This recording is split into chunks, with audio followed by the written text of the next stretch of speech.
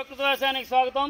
నేను బోరాడు శ్రీనివాసరావు. ఈరోజు మనం శ్రీకాకుళం జిల్లా చీసేడా మండలం ముసినవలస యూనిట్లో ఉన్నాము. ముసినవలస యూనిట్లో ఉన్నటువంటి రౌతుపేట వివోలో పూనిబిల్ అనురాధ గారు ఇక్కడ రైతు. ఈమె తాలూకా క్షేత్రంలో నవధాన్యాలు వేశాము. ఈ నవధాన్యాలు మనకు భూమికి సుశోషకం చేయడానికే కాదు, పశుగ్రాసంగా కూడా వినియోగించుకోవచ్చు. దీంట్లో తోటకూర, గోంగూర ఇలాంటివి మనము ఆహార పదార్థాలుగా తీసుకోవడం జరిగింది, ఆకుకూరలే. అయితే ఈ క్షేత్రం వేసి ఎన్నమ్మా 30 రోజులు అవుతుంది కదా, 30 రోజులు అవుతుందండి, అంటే ఒక నెల రోజులు అయ్యింది.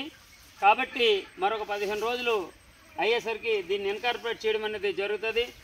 కాబట్టి రైతులందరూ అర్థం చేసుకోవాల్సిన విషయం ఏంటంటే, ఇక్కడ చూడండి, సహజంగా మనం మామిడి మొక్కలు వేసినా, కొబ్బరి మొక్కలు వేసినా వాటిని ఫ్రీగా వదిలేస్తాము. అలా కాకుండా మనము ఏంటంటే వేసినవి అన్నీ కూడా మన తాలూకా క్షేత్రంలో ఏ రకమైన పంటలోనైనా నవధాన్యాలు చల్లుకొని మొదటిసారి కలిదున్నాలి. కలిదున్న తర్వాత మనం పంట పెట్టుకున్నట్లయితే చాలా బాగుంటుంది. ఉదాహరణకి కొంతమంది రైతులు ఒక ప్రత్యేకమైన సూచన ఏంటంటే,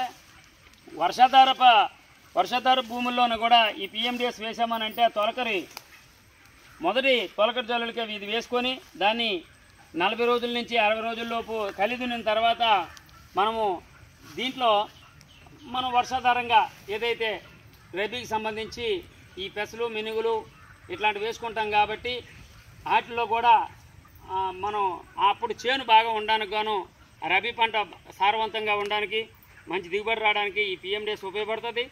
కాబట్టి ఇది అన్ని రకాల పంటల్లో కూడా, ఇతర వరి, ఉద్యానవనాలు వీటిలన్నిటిలో, కూరగాయల్లో కూడా పిఎండిఎస్ని వేసుకోవడం వల్ల ఒక పక్కన లైవ్ మల్చి ఉంటుంది. మల్చితో పాటు 365 రోజులు మనము భూమిని పచ్చని పంటలతో, పలు రకాలైన పంటలతో మనం కప్పి ఉంచడానికి చేసేటటువంటి ప్రక్రియలో ఇదో ఒక భాగం. కాబట్టి అందరూ పాటిస్తారని కోరుతున్నాం.